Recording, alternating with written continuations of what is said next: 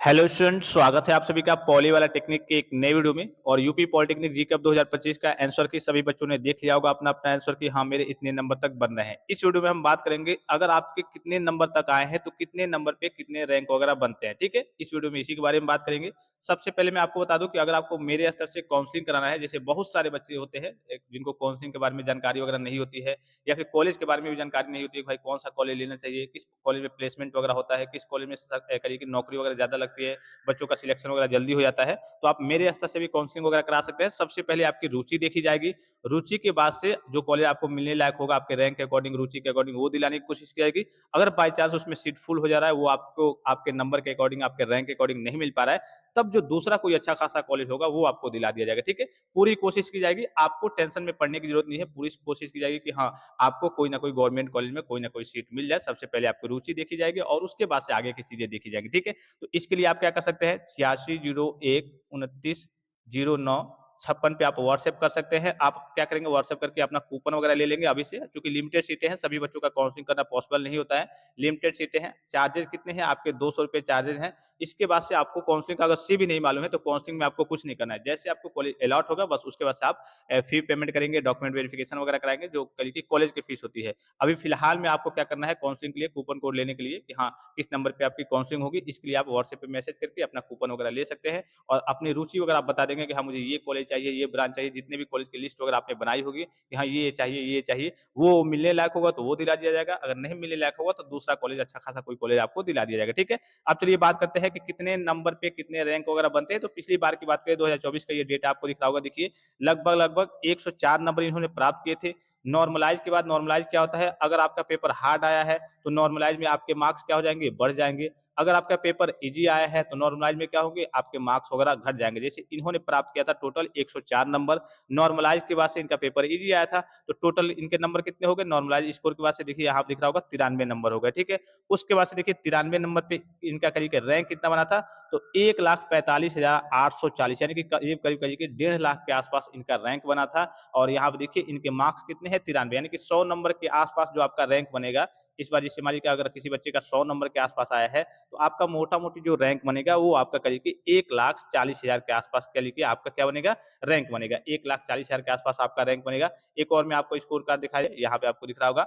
यहाँ पे आपको दिख रहा होगा, इनका देखिए, इनका आया था 160 नंबर, नॉर्मलाइज के बाद से स्कोर हो गया 150, और 150 पे देखिए लगभग लगभग 57,044 इनका करिए कि रैंक बना था। तो इसी तरीके से अगर आपके 200 के आसपास नंबर आए हैं, तो हो सकता है कि आपका 200 पे आपका लगभग 20,000, 25,000 या फिर 30,000 के आसपास रैंक बने। आपके अगर करिए कि 250 नंबर आए हैं, तो हो सकता है कि आपका 15,000 या फिर 18,000 या फिर 10,000 के आसपास रैंक बने। इसी के आसपास मोटा-मोटी रैंक वगैरह थोड़ा-सा हर बार अप डाउन होते रहता है। तो इसी के आसपास इस तरीके से आपके रैंक वगैरह करिए कि बनते हैं। अब ये डिपेंड करता है कि हाईएस्ट मार्क्स वगैरह कितने गए हैं। जैसे मान लीजिए कि पिछली बार जो हाईएस्ट, मान लीजिए एग्जांपल के लिए मैं बता रहा हूँ कि पिछली बार हाईएस्ट मान लीजिए कि 370 गया है, ठीक है?